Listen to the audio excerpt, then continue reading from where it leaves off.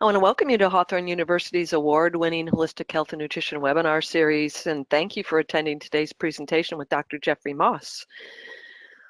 We're going to learn more about chronic inflammation and disturbances in tryptophan metabolism today, and I'm certain that we'll receive terrific information as we always do with Dr. Moss.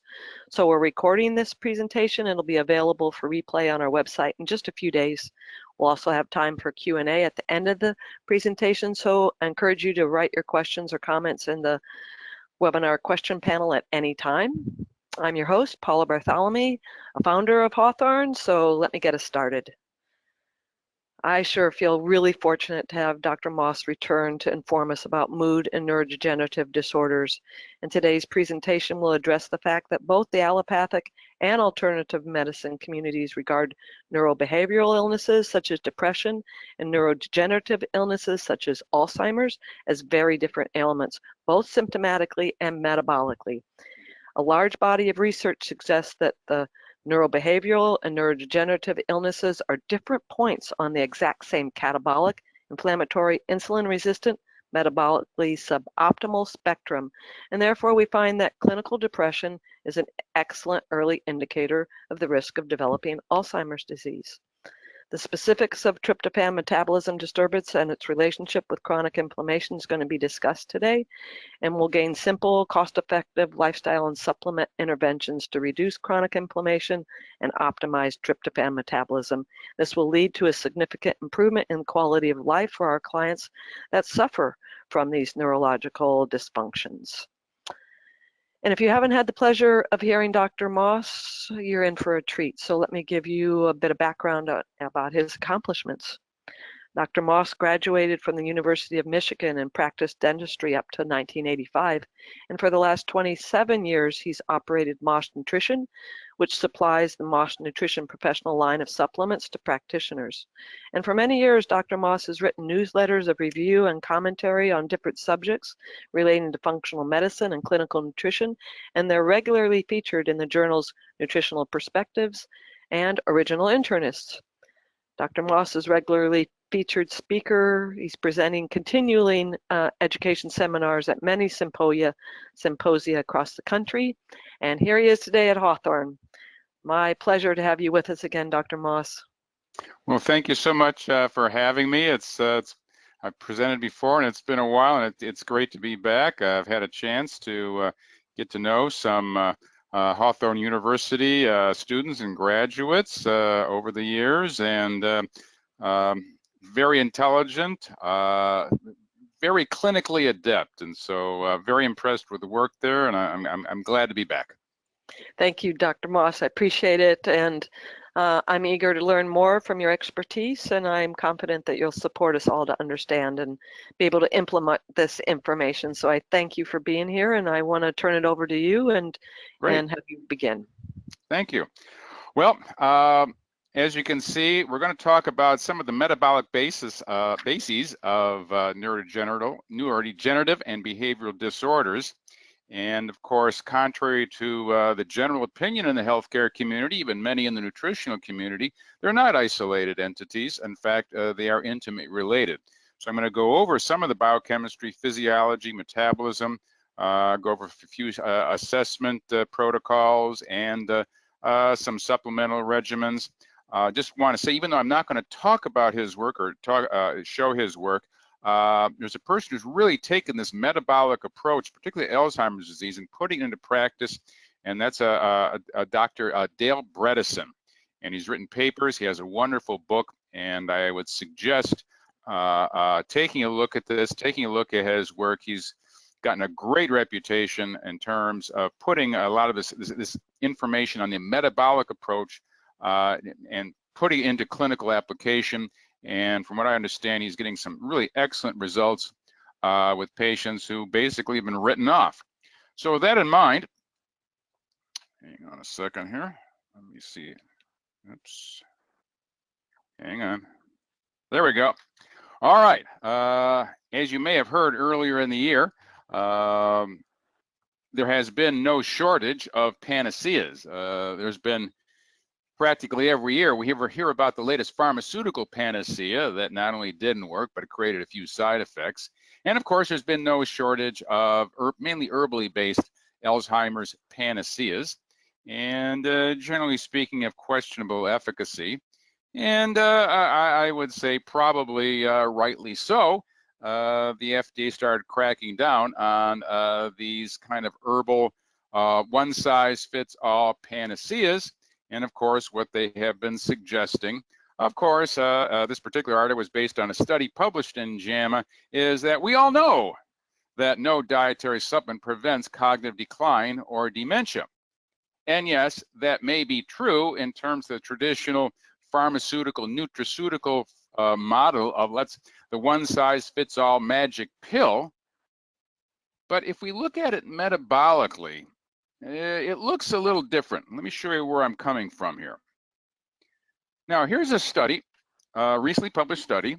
As you can see, interestingly enough, this study was published in the same journal and the same issue of JAMA. They said that there's no way to prevent or cure Alzheimer's disease, dementia. Let's take a look at this study.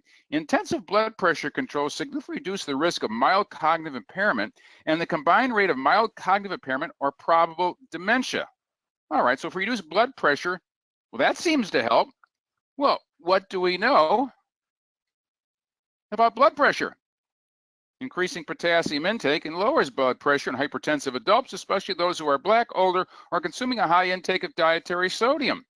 And so if A equals B, B equals C, then A equals C, right? So basically, oops, they were wrong. That if we can reduce blood pressure, JAMA said it, you can have an impact on dementia. And we know that for those who are potassium deficient, which many people are, that will lower blood pressure. So there's more to this story when we start looking at it from a metabolic standpoint. It's not just black and white. Oh my God, isn't this horrible? You're getting dementia, just write your will, get ready to die. That's, of course, the message that we get. And that's what, of course, leads to the desperation where they try these panaceas that have questionable efficacy. Now, here's an article that came out. This was USA Today. And, of course, what's the promise? We're always on the verge of a cure. This year, well, it didn't work last year. We thought we had it last year, but this year's drug, that's definitely going to work. Well, let's see what they have to say here. The potential new drug, good thing I'm not a pharmacologist because I can't pronounce that, has been shown to remove the buildup of Alzheimer's protein amyloid in the brain, we'll talk about that, and slow the decline in memory and thinking skills in patients. Marianne Malik-Ragona, CEO of the Alzheimer's Disease Resource Center, believes thinking outside the box is equally important. So here we have somebody actually in the system who says, you know, this thing that we're doing every year of trying the same thing over and over again, the latest drug, and expecting a different result, maybe we better realize that, maybe we better kind of have some different thinking here. So it's nice to see someone in the system saying, let's think differently. You can't keep doing the same thing over and over again. We just can't go for the same drug, go for a different drug and expect the same result. There's great potential out there. We just need to move off the pattern we've been on and start looking in a different direction. And that's what I'm going to be talking about, a different direction, a metabolic direction. But nevertheless, we're still sticking to the story. Alzheimer's disease can't be prevented. Now, I'm going to just take a little sidestep here and say, you know, there's more to the story than just the patients. And this was from Dear Abby, and it's kind of sobering when we read this kind of thing. There's giving us additional incentive to look outside the box. While walking my dog yesterday, a neighbor stopped me. She was standing in her driveway crying and nearly hysterical. Her husband had been in a nursing home for 3 years. He doesn't know what is going on or who she is. She told me that she visits him every day, but she cannot stand it anymore. She says she wants to kill herself, but isn't strong enough to do it. So this just isn't a story of the patients. That's bad enough. But there's a web of impact of the people who care for these people. So we really need, like I said, there's a tremendous need, way beyond the population numbers that we see of people who have Alzheimer's. When I talk about the impact of Alzheimer's, the numbers are staggeringly high. So we need a different approach, And this paper, fascinating paper, talks about why we must look outside the box, look at it from a systems biology perspective. Our approach is based on applying systems biology perspective. Look at the way that from a metabolic interrelated standpoint, not just looking at isolated factors, just looking at inflammation, look at anatomical changes, looking at nutrition on an individual basis, but looking at them in terms of how they interact. Then we can understand what's going on and come up with really effective ways of prevention and, according to Bredesen, treatment. Systems biology perspective at the population level, using a diverse array of omic methodologies to identify molecular mechanisms associated with well-established AD risk factors, including systemic inflammation, obesity, and insulin resistance. I'm going to touch on insulin resistance, touch on obesity, but mainly I'm going to be talking about inflammation in this presentation. The most compelling argument for a comprehensive overhaul of the way we study AD is the sobering reality of our inability to treat it, as I've been mentioning. Thus, after more than a century since Dr. Alzheimer first described pathological hallmarks accompanying the defining clinical features of the disease, we have yet to deliver any meaningful disease-modifying treatments to our patients. This typical pharmaceutical model is not working.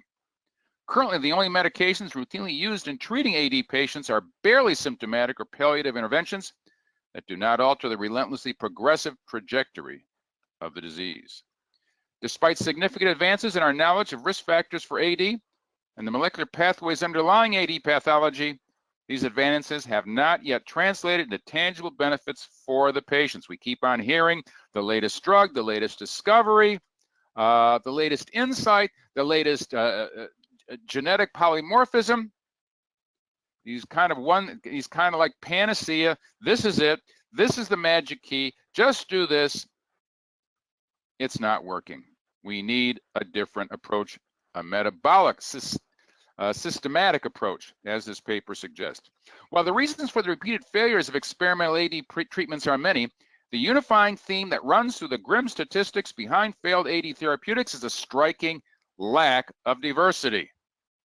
Trying the same thing over and over again and expecting a different result.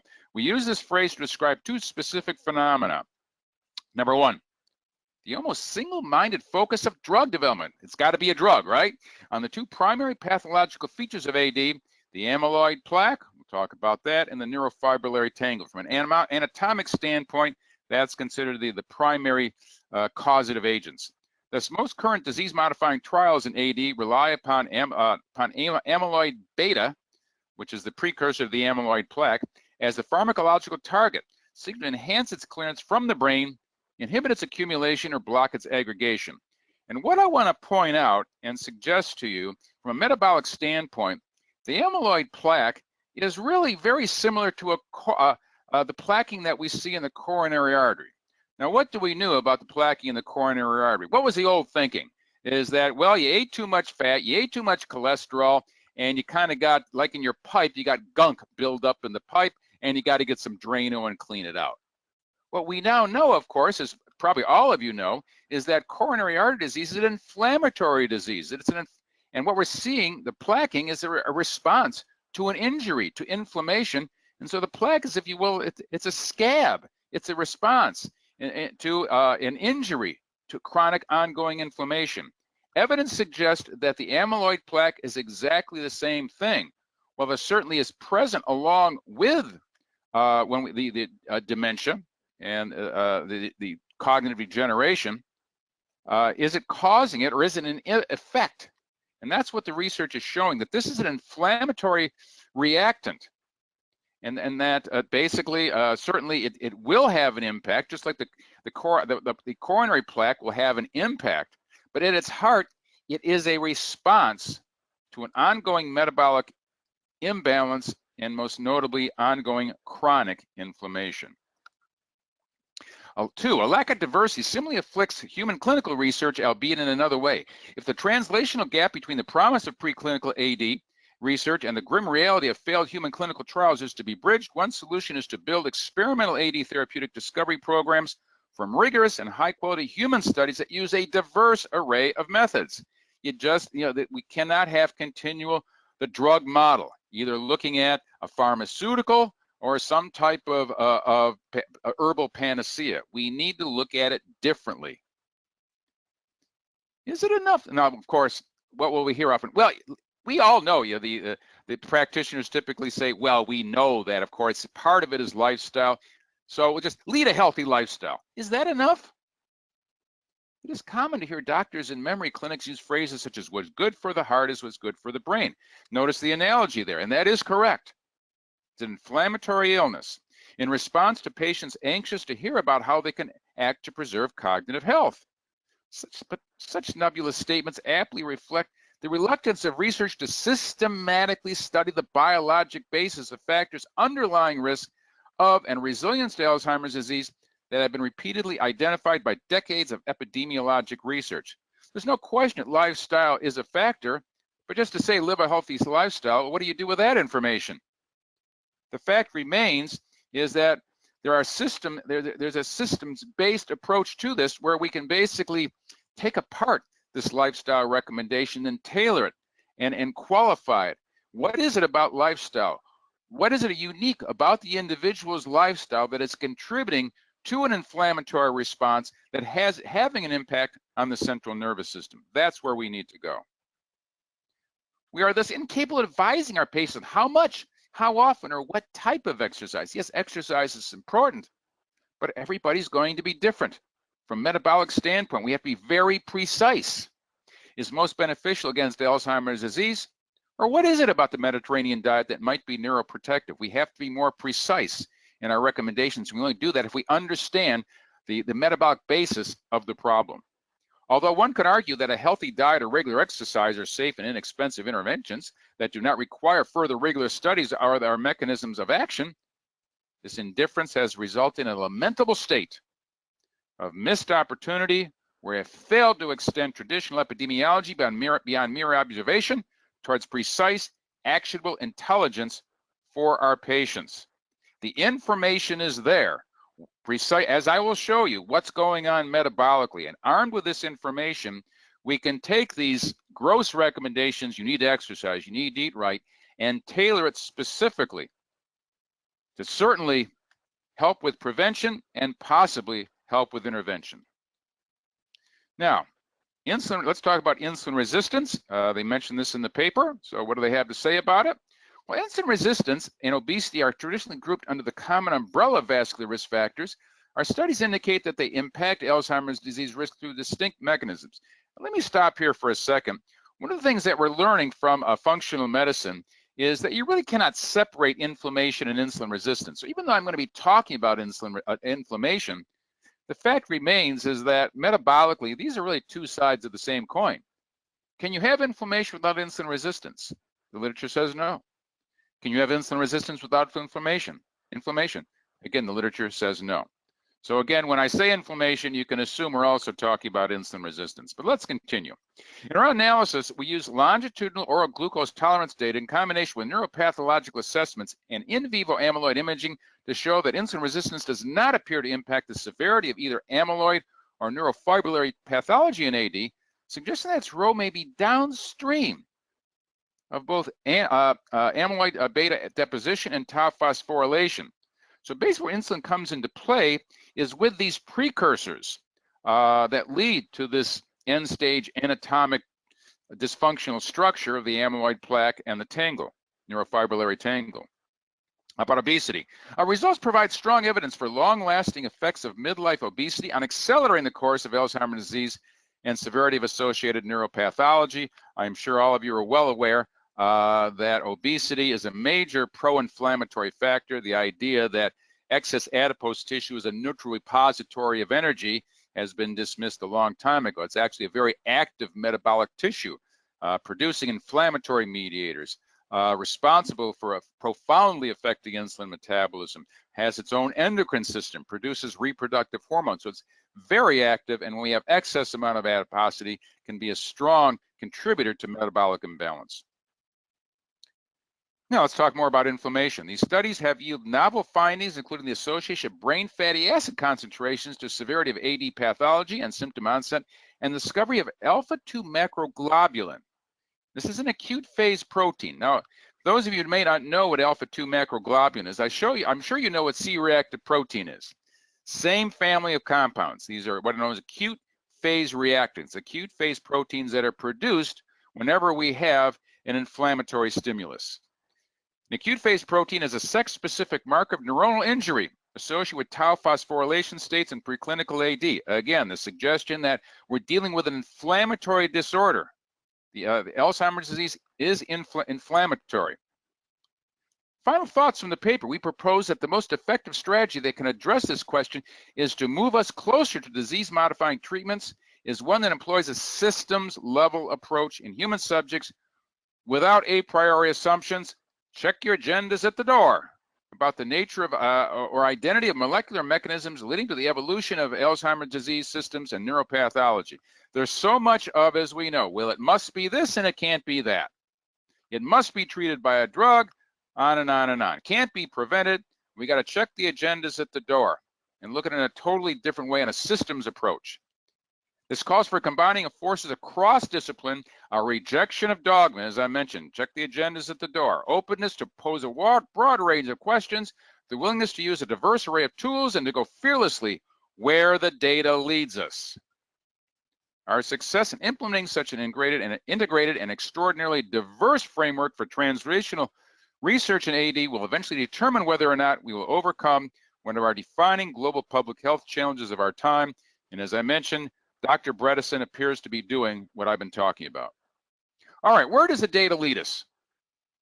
It leads us from a metabolic standpoint that there are several factors, metabolic factors, that can interact to create this chronic inflammatory scenario, chronic insulin resistance scenario that leads to the degeneration of neurologic tissue. At the top here, you see inflammation, upregulation of enzyme called indolamine 2,3-dioxygenase, IDO, in this kynurenine pathway, which is part of the tryptophan metabolism spectrum, which I'll be talking much more about. Next, of course, insulin resistance, as I mentioned, obesity. But what else comes into play when we're looking at people metabolically, which are equally as important in terms of contributing factors, which I won't be talked about? Low-grade chronic metabolic acidosis, related, of course, to under-ingestion, too low an intake of key electrolyte minerals such as potassium and magnesium, and of course, ingestion of an acid-based diet.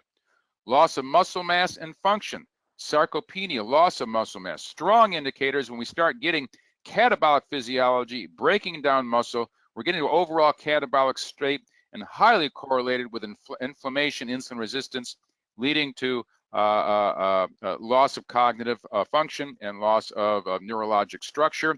Many, many studies have certainly correlated Alzheimer's disease with sarcopenia, loss of muscle mass in the elderly. Of course, gut functions, we all heard about the gut-brain connection, extremely important. I'm not going to be talking about it, but of course, you probably heard seminars, and we could talk for a week on all the research relating gut function, dysbiosis, and neurologic dysfunction. Stress hormones, of course, come into play, cortisol, catecholamines, and of course, suboptimal intake of key macro and micronutrients, particularly, certainly I mentioned the key electrolytes, potassium, magnesium, certainly lack of intake of key macronutrients. The elderly are notorious for not getting enough protein in their diet. All are major factors we need to consider. I'm going to primarily be talking about inflammation in this presentation. Now, it's interesting, even though the popular literature written by the medical establishment says, oh, it can't be prevented, it's interesting what is published for the public. The public feels differently. The public seems to be more open-minded than the medical establishment. They're more open to new ideas that, yes, there are ways that we can basically be proactive, that the public can be proactive. So it's interesting, I think, in terms of an open mind, the public is ahead of the medical establishment. But, again, Director of Alzheimer's Disease Research at Mount Sinai School of Medicine, despite all the information that I've been talking about that is readily available in any medical library, to date, we have no evidence that early intervention is beneficial. I guess I've been spending a different, reading different studies and what they've been reading. I've been spending in a different section of PubMed than what they've been on. All right, now let's talk about some research. Let's get down to specifics. Research on inflammation. Let's talk about it. Some research suggests that insulin resistance at the blood-brain barrier reduces the amount of glucose that can reach the brain, resulting in neuronal injury. Others propose that the diabetic state may lead to a hyperglycemic condition in the brain that would result in the formation of glycated end products, which in turn can induce neuroinflammation. Notice this intimate relationship between insulin resistance and inflammation. Thus, both hyperglycemic and hypoglycemic conditions in the brain can lead to cognitive dysfunction. So really, probably even when we talk about inflammation, both processes, insulin resistance, glucose metabolism imbalances, and inflammation are going on concurrently in the patient who's having neurodegeneration. We hypothesize, now here's an interesting clinical study that look at amyloid and the presence of inflammation. We hypothesize that neuroinflammation occurs early in Alzheimer's disease and would be present in the most amyloid-positive, mild cognitive impairment cases.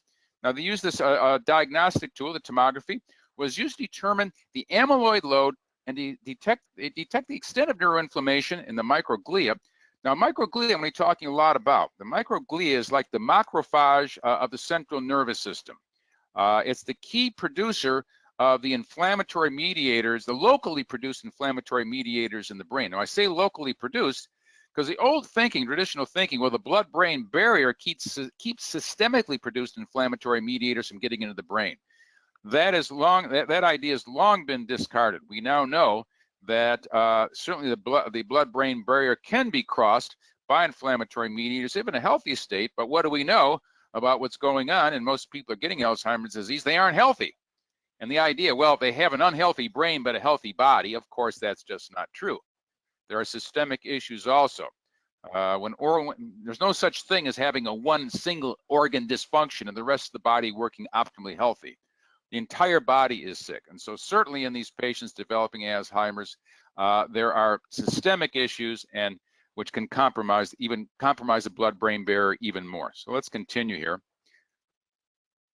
85% of the 26 amyloid-positive mild cognitive impairment cases showed clusters of increased cortical microglial activation accompanying the amyloid.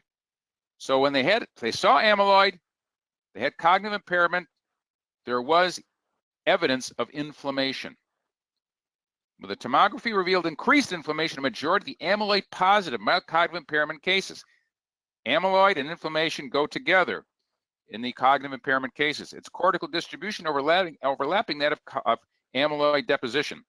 The study provides evidence that the neuroinflammation is a component of neurodegenerative pathology present in a majority of the amyloid beta positive mild cognitive impairment. These are cases who are most likely to progress to Alzheimer's dementia. We found raised inflammation in only the ones who were amyloid beta negative, didn't have a lot of amyloid. Raised inflammation, only 25% of the amyloid beta negative impairment cases, and this was borderline. The distribution of neuroinflammation in the amyloid beta positive mild cognitive impairment mirrored the distribution of the amyloid beta in the frontal, temporal, and parietal cortices. The suggestion here, of course, is amyloid beta, the amyloid plaque is an inflammatory response, just like the plaque that we see in the coronary artery. All right, let's talk more about microglia now. Systemic inflammation promotes the activation of brain immune cells. Here again, I'm talking about what's going on systemically does have an impact on the central nervous system. Brain immune cells in humans as well as in non-human primates and can prime neurons and immune cells in the brain, increasing the risk of developing neurological disorders. Senescent and hyperactive microglia have been detected in aged and diseased brain. Microglia are the innate immune cells of the central nervous system and are involved in several physiologic and pathological brain functions. Now, they're supposed to be there.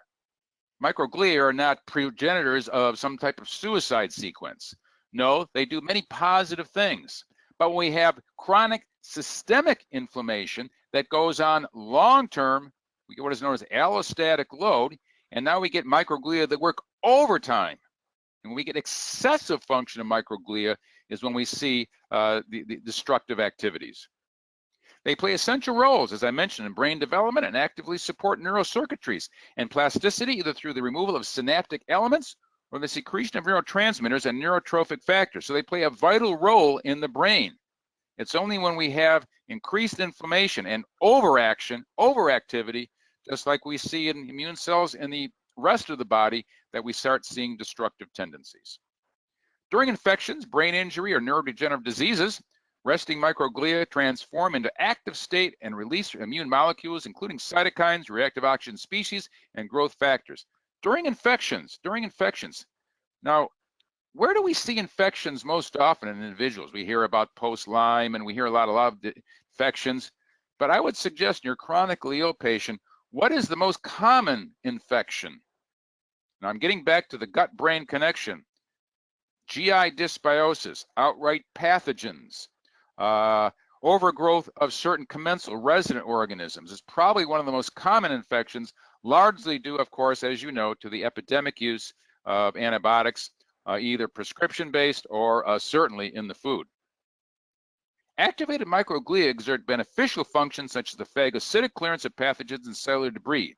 So they're trying to clean things up, but like I said, in the process of trying to clean things up, sometimes when they're overactive due to ongoing inflammation, they become destructive. Peripheral immunosenescence and inflammaging being the process as we age, we tend to get an increase in innate immunity, production of IL-1, cytokines, C-reactive protein, and a decrease in adaptive immunity, the immune globulin-mediated immunity that helps prevent colds. In any case, can modulate microglial phenotype and reactivity and drive low-grade brain inflammation. This hypothesis is supported by the observation that systemic low-grade inflammation is accompanied by an increase in cytokines in the brain and an imbalance between pro and anti-inflammatory molecules. There is an imbalance.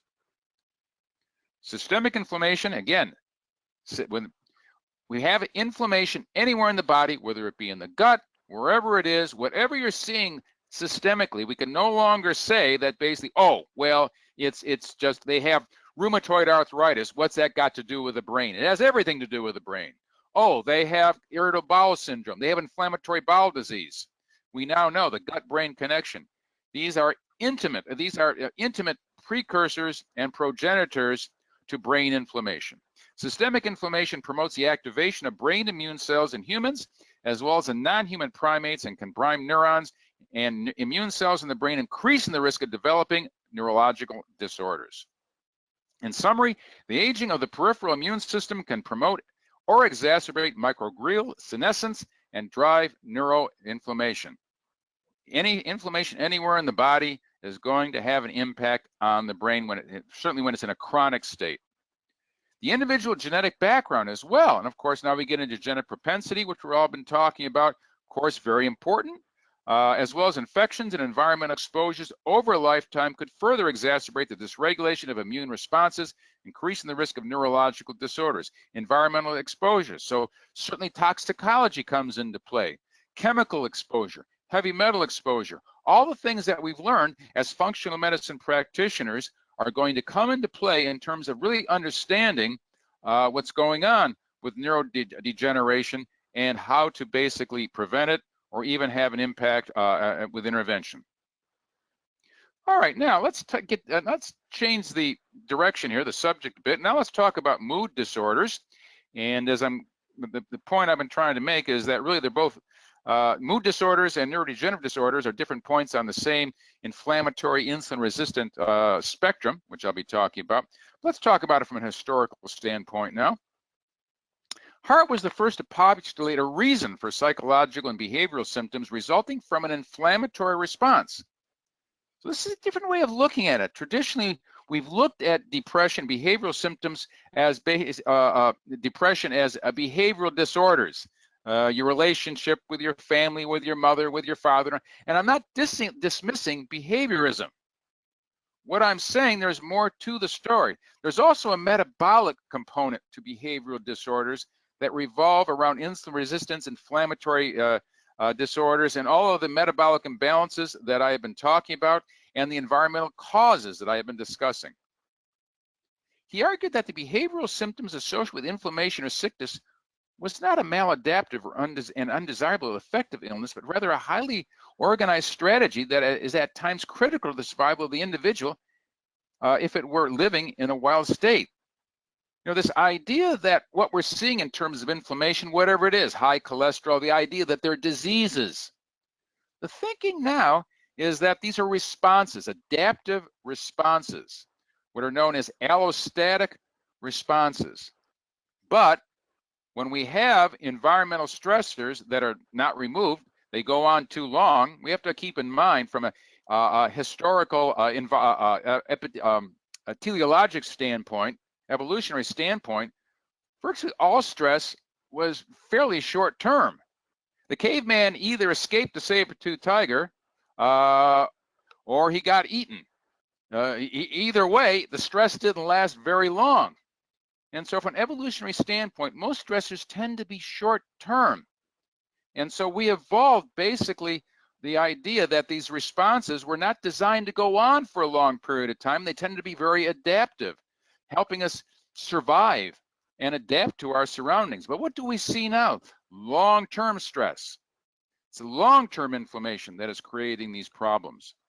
He postulated that animals and humans alike would benefit from neurovegetative symptoms such as lethargy, decreased appetite, decreased mood, increased sleep, decreased interest in activities and exploration, and decreased sexual activity to allow for the organism to devote their time and energy to healing and protection from the future attacks. What do we see? This is basically what we see when you catch a cold. And yes, we're tired and we lose our appetite, and we don't want to be with our partners, et cetera, et cetera. And of course, we look at these sometimes as annoyances, but from a teleologic point of view, these are intelligent, adaptive responses. And when they go on for a short period of time, very adaptive. It's not good to basically want to be out with people when you have a cold and infecting other people. So from a teleologic standpoint, it's good to sequester yourself. So these are adaptive responses. This phenomenon later became referred to as sickness behavior. On a population level, the behavior may also be beneficial to prevent the spread of infectious diseases through a sick individual's propensity to have neurovegetative symptoms, leading to the avoidance of interaction with others, as I mentioned. These are adaptive responses. So inflammation is a response. It's an adaptive response. While behavioral symptoms of inflammation may be helpful in the setting of acute infection, short term, there are many cases where these symptoms may be detrimental. For example, in the cases of patients with chronic inflammatory diseases, that's what we're seeing these days. Those are the people we tend to encounter. Unrelated to infection, such as autoimmune disorders, cardiovascular disease, obesity, and diabetes, comorbid mood symptoms do not appear to serve evolutionary benefit, but seem to instead worsen symptomatology. So with chronic inflammatory states, which is an epidemic in our society due to ongoing environmental stress, due to ongoing toxicity, ongoing lack of exercise, ongoing psychological stress, ongoing low-grade infection in the gut due to dysbiotic organisms, ongoing poor diet, we see chronic inflammation leading to a maladaptive long-term response. Taken together, the induction of mood symptoms by inflammation may be advantageous in certain circumstances. Like I said, the idea to be in a bad mood and not want to be anybody when you have a cold is probably a good idea. However, in many other circumstances, such as chronic inflammatory disorders, these symptoms may be a vestigial nuisance, producing more harm than good.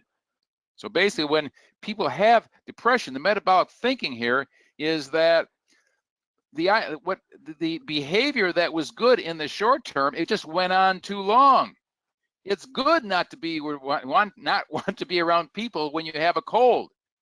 However, if it goes on too long, then it becomes a problem.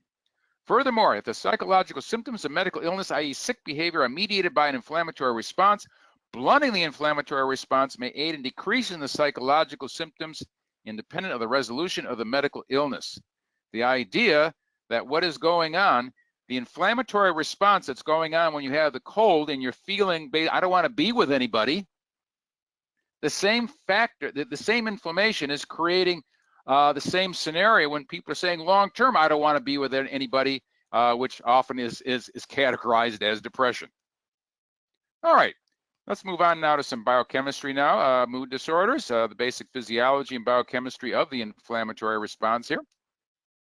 It is well established that infections and inflammation during the perinatal period increase the risk of developing neurological and neuropsychiatric diseases in childhood. Infectious disease can cause direct neuronal damage In other circumstances, such as, and I forgot what that stands for, my apologies, infection or chronic T. gondii infection, neuronal dysfunction may also be linked to immune reactions. It is well established that viruses can alter neurotransmission and activate the kynurenine pathway. Now we're getting to the kynurenine pathway, this alternative tryptophan pathway. Now we all know about the tryptophan pathway that goes from serotonin to melatonin. We all know about that, 5-HTP to serotonin to melatonin. We all know about that. But what do we know about that? Well, we know that, what do we know about serotonin? Well, serotonin is like, life is good. Life is great. Everything is fine. Wonderful. No problems. In fact, life is so good that now it's time to sleep. So it makes sense that melatonin will be made from serotonin. But what are we seeing with chronic inflammation, chronic sickness? Our bodies are responding. Life is not good. We have to escape saber-toothed tigers. We're inflamed. We're stressed. So we don't want the tryptophan to go down to the serotonin pathway. Life's not good. So more of it starts going down another pathway called this kynurenine pathway. And like I said, I'll get more into that. Causing chronic fatigue, cognitive impairment, and mood disorders. In particular, the alteration of the kynurenine pathway is linked to increased risk for neurological and neuropsychiatric disorders. Now, this is not a suicide sequence, this alternative pathway. It's supposed to be there. In fact, most tryptophan does go down this kynurenine pathway, about 95%. Only about, under normal, optimal circumstances, only about 5% goes down the serotonin pathway. But when you're inflamed, when you're sick, when you have infections, gut problems, toxicology, whatever it is, just a little bit more, about 2% more, goes down this kynurenine pathway, and it leads to the buildup of a neurotoxic, neuroexcitatory intermediate called quinolinic acid, which I'll be talking about, plus other factors. Now, like I said, it's not a suicide sequence. The end product of this pathway is niacin, B3. So it's supposed to be there. The issue is when there's too much of it, mainly related to ongoing inflammation. Several immune changes are associated with neuropsychiatric disorders.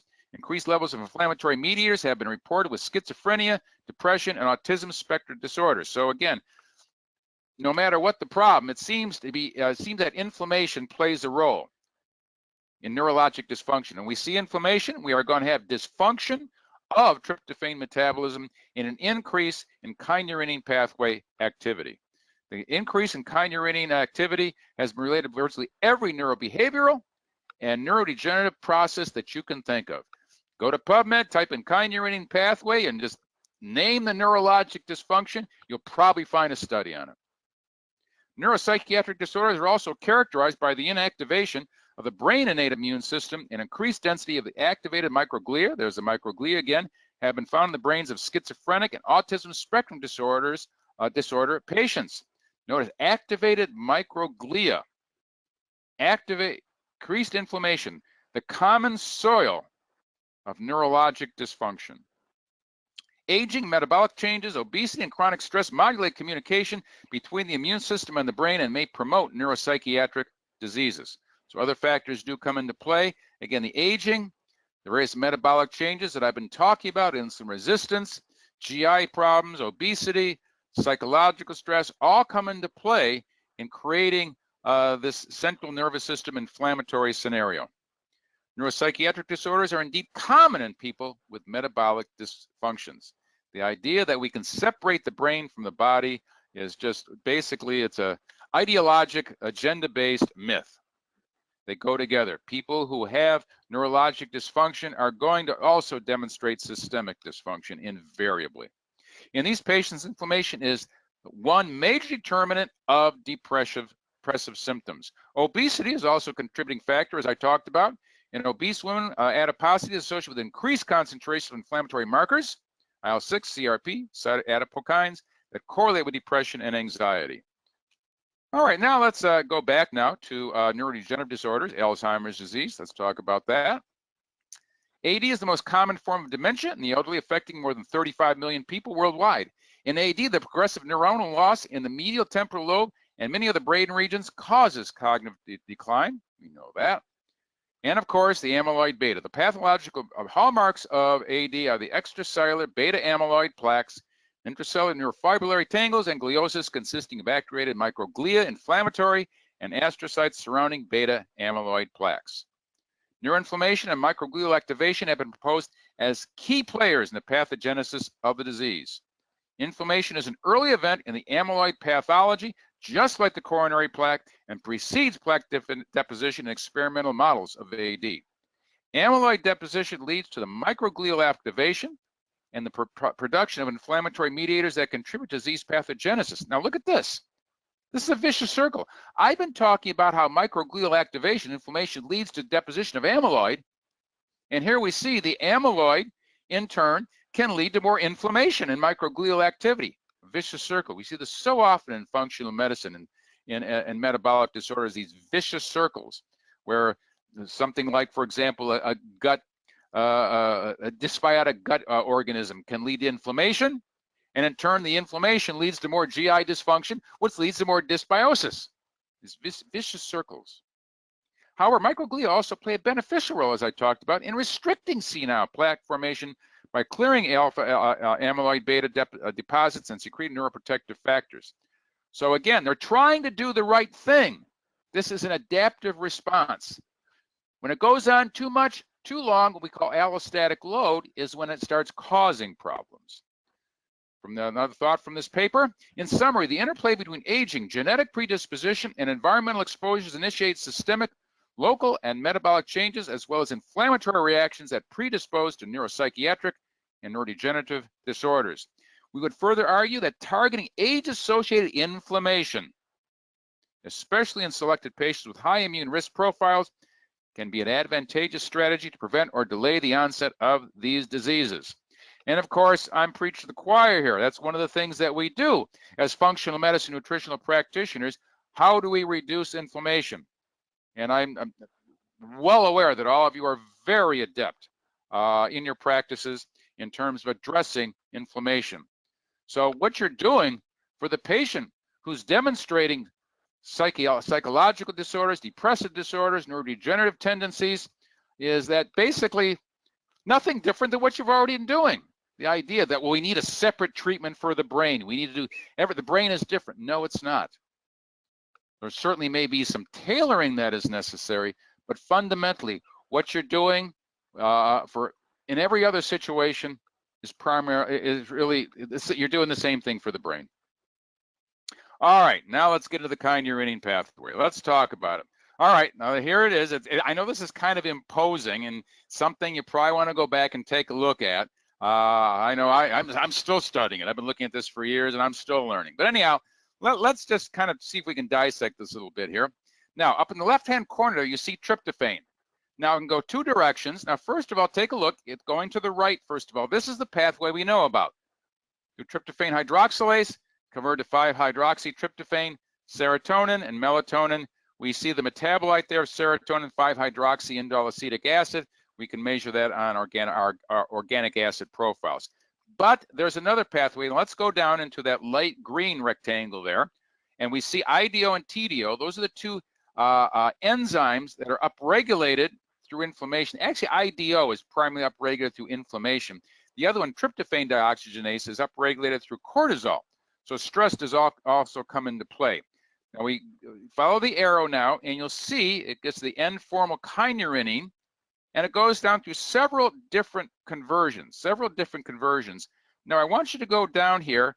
You'll see at the bottom of this green rectangle here, see it says quinolinic acid? That is the key factor there that seems to be highly neuroexcitatory, neuroinflammatory, neurodestructive, promoting free radical activity that is causing most of the destruction. And then in a normal circumstance, we don't get too much of that, and it goes down to produce, you see NAD, produce niacin basically. All right, let's continue now. Let's look at it from another perspective here. And here we see at the top, tryptophan. We see our enzymes, those little kind of bluish ovals there, IDO1, IDO2, indolamine 2,3-dioxygenase, the tryptophan dioxygenase. And notice here we're going down and these different pathways. And you'll see some red arrows I put in here. Let's talk about that. Now the kynurenine, This particular conversion or metabolic intermediate, notice it says follow the arrow, and it's accumulated in several neurologic diseases. And then we have the 3-hydroxykynurenine, 3-HK. That is also a toxic metabolite, can induce oxidative damage and cell death. But then notice there, the big one there, quinolinic acid, neurotoxic metabolite capable of activating NMDA receptors. Now these NMD receptors basically are like triggers, if you will, and they start triggering neurodestructive, neuroexcitatory, neurodegenerative physiology. You start getting increased calcium going into the cell, the magnesium going out of the cell, and you start getting programmed death, apoptosis. All right, and then to the right there, you'll see the far right, you see the KYNA, and this is actually considered to be a positive metabolite. And notice that it says it's an antagonist of these NMDA receptors. And so we're looking for balance. What we're going to see in the patient who has, the individual who has increased IDO activity, more going down to its quinolinic acid, leading to inflammatory neurodestructive physiology. All right, we won't even begin to go through this, but what I did want to point out is that notice in the upper left-hand area, I have a red rectangle, if you can see that there. And notice in that red rectangle, notice it says stress and inflammation. Now, I talked about the cortisol comes into play also. Now, if you look to the far right, or I'm sorry, far left oval there, it says pro-inflammatory cytokine in that red rectangle. That's what I've been talking about, inflammation, and that upregulates IDO, which sets the whole process in motion. But also notice that stress. Now, we're going to go to the right-hand aspect of this red rectangle here. Notice it says glucocorticoid. Stress, psychological stress, will lead to upregulation of this other enzyme, TDO, tryptophan dioxygenase, and that also will lead to increased activity of this kynurenine pathway. So both inflammation, psychological stress, cortisol will come into play in jointly upregulating activity of this pathway. All right, now, I know a lot of information here. I'm going to look to, I want to talk about what I have there with the blue arrows, Now, the one in the middle there, that blue arrow kind of slanting towards the right there, you see it says inflammation. Inflammation there. So we have inflammation that leads to pro-inflammatory cytokines. Now, on the right-hand, upper right-hand aspect of this diagram, I have another blue arrow there. And notice we have the HPA axis coming into play, glucocorticoids. Now, notice that there's a yellow, kind of a light yellow rectangle that says glucocorticoid resistance. Now, this is a very important, underappreciated aspect of stress physiology. What do we know when we're eating a high carbohydrate diet and we're getting insulin spikes all the time? Eventually, we start getting insulin resistance. The same thing happens with cortisol. When we have repeated stress, we're basically getting caught in traffic, and then we have an argument with our spouse, and then an argument with our spouse, and we don't get enough sleep. We have little shots of cortisol all day. And this cortisol going up and down, just like insulin, we start getting resistance, receptor site resistance, in two areas, two major receptor sites. Number one, in the HPA axis, in the hypothalamus, and so we can't, with that resistance, the negative feedback loop doesn't work. We can't turn it off. Where else does this come into play? We start seeing receptor site resistance on white blood cells, on lymphocytes. Now, what do we know? That cortisol is supposed to turn off inflammation. When we have ongoing chronic cortisol going up and down all day with chronic stress, can't turn it off, can't turn off the inflammation. So promoting inflammation, and of course, increased cortisol activity because you can't turn it off. Now, let's go down now towards the lower right-hand aspect of this slide here. You see I have another blue arrow kind of pointing up. And notice it says decreased serotonin pathway and upregulation of the kynurenine pathway. So when we're highly stressed, highly inflamed, we have less serotonin, more kynurenine activity. And this leads to a lot of the scenarios that we see when we're highly stressed and we have these neurodegenerative activity. We can't sleep now because if you don't have enough serotonin, you're not going to have enough melatonin. And so they tend to all All these things tend to work together. So hopefully this gives some understanding. I know there's a lot of information here in these diagrams. You got to study it a couple times. If you have any questions about this, want further explanation, do feel free to contact me. I have my email address on the first slide. Okay, let's continue now. Cytokines, more specifically IL-1, IL-2, and interferon, have been shown to directly increase enzymatic activity of IDO, which increases the conversion of tryptophan to kynurenine and consequently decrease the production of serotonin.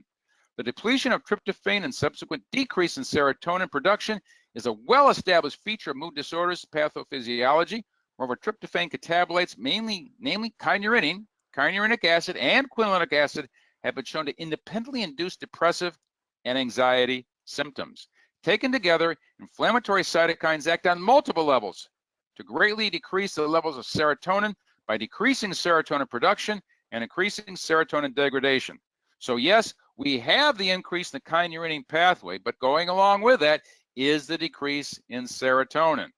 So again, when we see low melatonin, low serotonin, we often tend to think, oh, this is an isolated neurotransmitter disorder. We have to treat the serotonin. We have to give things that increase serotonin. We have to give melatonin. And I'm not saying that those are not appropriate. But at some point, we have to address the cause also. And the cause, of course, is ongoing chronic inflammation, chronic stress related to multiple environmental stressors and metabolic imbalances. So this is interesting. Why hasn't this kynurenine pathway of behavioral disorders encountered more acceptance? This is kind of interesting. I want to take you to a study that was published 50 years ago. 50 years ago in The Lancet, two authors, Lappin and Oxenkrug. And they were looking at what's going on mainly with neurobehavioral disorders. And they found out, they were talking about depression here. Psychodepression may result from a deficiency in brain serotonin. They suggested that in depression, the production of tryptophan pyrrolase by the liver is stimulated by raised blood corticosteroid levels. That was the TDO I was talking about. As a result, the metabolism of tryptophan is shunted away from serotonin production and towards kynurenine production. Now, notice that they're talking about, they're not talking about serotonin here. Their main interest is tryptophan metabolism, the kynurenine pathway. But for whatever reason, they called it the serotonin hypothesis. Well, that's all the drug companies needed to see. And literally, I looked at the history of this. From this one study came the whole SSRI industry. This one study. And the authors, they weren't talking about serotonin in depression. They were talking about tryptophan and the kynurenine pathway. So 40 years later, Oxenkrug, one of the authors, writes another study, writes a paper and says, you guys got it all wrong. I wasn't talking about serotonin, although often referred to as the serotonin hypothesis. 1969 Lancet paper proposed disturbances in tryptophan. I was talking about tryptophan and the kynurenine pathway, i.e. the shunt of tryptophan from serotonin to kynurenine formation as a major etiologic factor of depression. So for 40 years, the authors have been saying, hey, you SSRI guys, you didn't read my study right. The discovery of the neurotrophic activity of kynurenines emphasized the increased formation of kynurenines as the etiologic factor in depression, in addition to serotonin deficiency. So yes, it is a factor, but the main issue here is the kynurenine pathway. It is suggested the formation of a vicious circle perpetuating the increase of kynurenine and a decrease of serotonin production in depression due to A, stress hormones, induced activation of a TDO, the rate-limiting enzyme of the tryptophan kynurenine pathway, B, diminished availability of tryptophan as an initial substrate for serotonin biosynthesis due to increased formation of the kynurenine from tryptophan, and C, increased production of cortisol due to weakening of serotonin inhibitory effect on the amygdaloidal complex. So these factors come into play, as I talked about, basically to shunt tryptophan away from serotonin and towards this kynurenine pathway, considered to be the central issue in behavioral disorders, according to Oxenkrug. All right, let's look at some clinical evidence now. The connection between inflammation, the kynurenine metabolism, and depressive symptoms. As expected, older age was associated with increased concentrations of IL-6 and neopterin, inflammatory mediators, indicative of immune activation in elderly persons. In addition, older age together with inflammation correlated negatively with tryptophan concentrations and positive with kynurenine concentrations with a ratio of kynurenine to tryptophan. Now, this ratio, kynurenine to tryptophan, has been used by a lot of research. It's interesting that this kynurenine pathway, it's very different from the serotonin pathway. The serotonin pathway is slow, it's deliberate, life is good, everything is fine, slow. And so because it's so slow, the tryptophan does not tend to be depleted. The kynurenine pathway, just the opposite. We're in a hurry, we have problems, we got to escape, we need neuroexcitatory activity. And so tryptophan, when we have more activity going down the kynurenine pathway, tryptophan can be significantly depleted. And so we can look at this ratio, the kynurenine to the tryptophan ratio, to tell us the extent of inflammation and, of course, correlation with neurobehavioral symptomatology. These data are consistent with hypothesis is that immune activation and aging influences the metabolism of amino acids. In the population under study, decreases in tryptophan concentrations and increase in kynurenine levels, and then the ratio of kynurenine to tryptophan were suggested of increased tryptophan breakdown. These alterations were associated with immune activation, supporting the involvement of IDO in tryptophan degradation. Increased tryptophan catabolism was associated with depressive symptoms of lassitude, reduced motivation, anorexia, and pessimism. All right, let's take a look now. Let's go back to neurodegenerative disorders now. Perturbation of the kynurenine pathway is strongly implicated in Alzheimer's disease, again with this increased kynurenine to tryptophan ratio found in the blood and central cerebrospinal fluid of AD patients compared to healthy individuals. This altered ratio coincides with increased levels of this enzyme, IDO, in the brain and 3-hydroxykynurenine in blood serum. Reactivity for both IDO and quinolinic acid has been observed in microglia, there's the microglia again, astrocytes and neurons of hippocampal tissue in AD patients, with the highest signal being observed at the perimeter of the senile plaques in the brain. In other words, what's going on, we have inflammation correlated with the increase in the kynurenine pathway activity.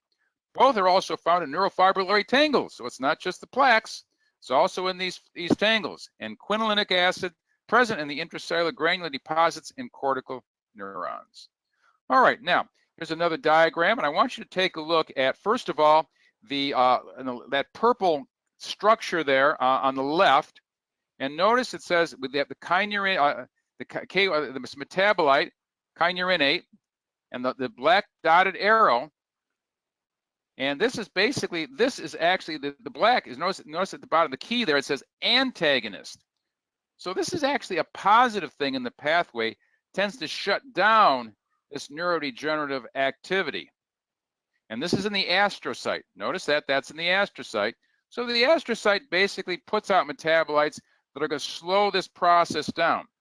Now, conversely, go to the right here, the blue thing, the microglia.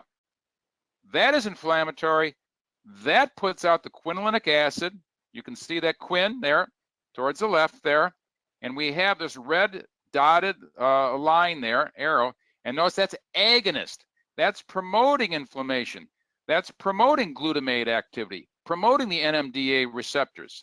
So again, we see this, these two factors coming into play, and when we have an imbalance due to excessive inflammation is when we start getting neurobehavioral problems and neurodegenerative scenarios. All right, now let's talk about some relationships with micronutrients and other environmental factors in the pathway. There is mounting evidence that L-tryptophan metabolism depends on the adequate availability of both vitamins and minerals, which work with cofactors and coenzymes in metabolic reactions. L-tryptophan is an essential amino acid for mammals, as they cannot make it themselves. We know that. Therefore, they must obtain it in the form of food. The evidence presenting in this paper suggests that the kynurenine pathway is highly sensitive to changes in the concentration of B vitamins, microminerals, macroelements, magnesium. Both vitamins and minerals can work as coenzyme and cofactors in the synthesis of another B vitamins I've been talking about, B3 niacin, the end of the kynurenine pathway. Minerals and B group vitamins at physiological concentrations can either directly upregulate or downregulate the activity of enzymes engaged in L-tryptophan metabolism. So again, nutrition does come into play in terms of this kynurenine activity, in terms of micronutrients. B6 was found to be the most crucial vitamin engaged in L-tryptophan metabolism, since it involved in the proper functioning of the serotonin pathway, we know that, enzyme tryptophan hydroxylase, and the kynurenine pathway enzymes kynurenase, and kynurenine aminotransferase. Nutrient deficiencies plus coexisting physiological processes may have hyperadditive effects on biological systems, thus causing increased harmful effects. In other words, in alcoholics, people experiencing decreased food intake during high physical activity, when the needs are increased, the concentration of L-tryptophan in the diet is not sufficient. So again, lifestyle comes into play, as we all know. All right, let's talk about some toxicology issues now. Many drugs and other chemicals increase plasma-free tryptophan by increasing non-esterified fatty acids. Examples include adrenaline, noradrenaline, some pathomimetic amines, phosphodiesterase inhibitors, such as the methylxanthines. By contrast, plasma-free tryptophan is decreased in anti-lipolytic agents such as insulin, naloxone, nicotinic acid, propranolol, the beta blocker. Under these conditions, tryptophan availability for the kynurenine pathway can be expected to be impaired, with the exception of cerebral uptake after insulin. So basically, drugs do come into play in terms of influencing this, sometimes positively and some often negatively. When displacement of tryptophan from the albumin binding sites by certain drugs, aspirin can come into play, or by a large decrease in non-esterified fatty acids, strong and sustained. The increased tissue uptake of tryptophan in conjunction with the rapid equilibration between free and bound fractions cause significant decreases in total tryptophan. Decreasing tryptophan, what's the bottom line here? Let's put this into plain English. Why did I put this slide up here? That aspirin can have a profound impact on tryptophan metabolism. How many clients that we know of are using chronic low-dose aspirin as a preventive? Can that basically contributing factor to tryptophan kynurenine pathway activity, neurodegenerative and neurobehavioral disorders? Plasma-free tryptophan is elevated after exercise. Now here's exercise, and as you might expect, has a positive impact. Elevation in non-esterified free fatty acids following enhanced lipolysis and adrenomedullary catecholamines. The elevated free tryptophan increases tryptophan availability of the brain, enhancing serotonin, as shown in rats, and potentially also for the cerebral kynurenine pathway. But the point is, we get balance. Exercise, as we know, is a positive thing. It's a metabolic enhancer, metabolic balancer. Let's talk about B6 now. Now, this is the work Ben, remember I talked about Oxenkrug, wrote that first Lancet paper, talking about the kynurenine pathway. His later papers, he was talking about, he looked at nutrition, specifically B6, and its link with diabetes and depression. The increased association between depression and diabetes mellitus is generally acknowledged. Observation of a 65% increased risk for development of mostly type 2 diabetes in a prospective study of clinically depressed patients supports the hypothesis that depression leads to diabetes. So he found a link between the two, and we'll talk more about that. B6 depletion results in a drastic increase, while B6 supplementation normalizes this kynurenine pathway. Now, I want you to bring your attention to one metabolite in particular from the kynurenine pathway, xanthurenic acid. Now, this metabolite, the conversion of this metabolite to other metabolites is completely dependent on B6. So if you're deficient in B6, this will tend to build up. This can be a problem in diabetes, as I'll demonstrate. The other consequence of B6 deficiency induced downregulation of kynurenase is decreased formation of, again, B3, that's the endpoint of the kynurenine pathway, that subsequently inhibits synthesis and secretion of insulin and triggers the death of pancreatic beta cells. Now, notice, inhibits secretion of insulin, death of pancreatic beta cells. So, what are we saying here? When we have B6 deficiency, we're getting changes in this kynurenine pathway that can have an adverse impact on insulin metabolism and pancreatic metabolism, the endocrine aspect of pancreatic function. And the key factor appears to be xanthurenic acid.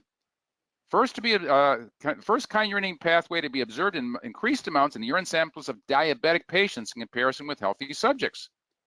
This increase in xanthurenic acid from B6 deficiency might contribute to the development of insulin resistance, because what does it do? This xanthurenic acid actually hooks up to the insulin and it inactivates it. There's a xanthurine insulin complex. It looks like insulin, but notice its activity was 49% lower than the activity of pure insulin. The xanthurenic acid exerts a toxic effect in isolated pancreatic islets because of the formation of complexes with zinc in the beta cells. So the xanthurenic acid increasing xanthurenic acid due to B6 deficiency can really gum up the works from an insulin standpoint.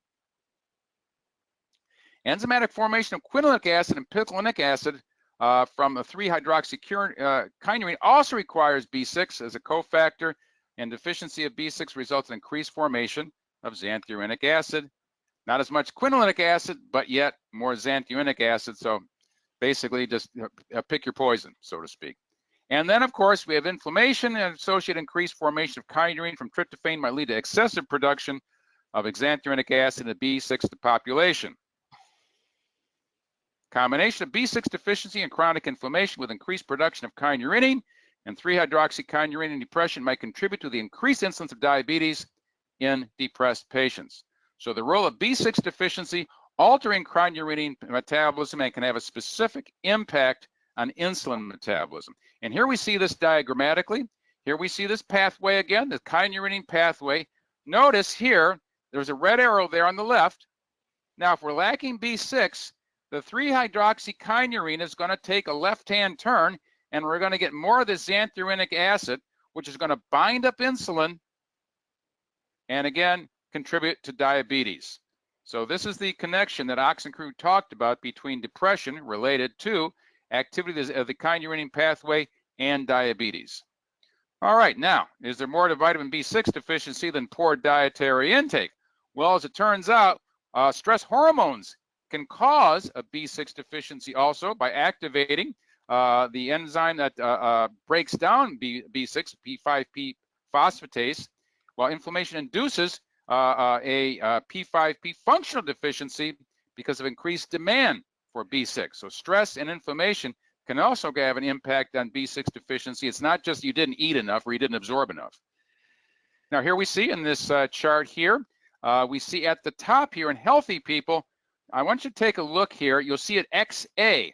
Notice that the arrow there is kind of small. And then the type 2 diabetic there, take a look at the XA. The arrow is big. We get more of the xanthurenic acid. So diabetes, according to Oxenkrug, is more than just you ate too much sugar. That is purely a dietary issue from a glucose insulin standpoint. It's also a metabolic issue in terms of alteration of the kynurenine pathway and micronutrient deficiencies. All right, briefly now, some information on assessment. This is the no longer Metametrics, Genova organic acids profile, and you'll see in the red rectangle there, we can measure these kynurenine metabolites to ascertain propensity for neurodegenerative diseases, behavioral disorders. The organic acids, a very good way of taking a look at these kynurenine metabolites.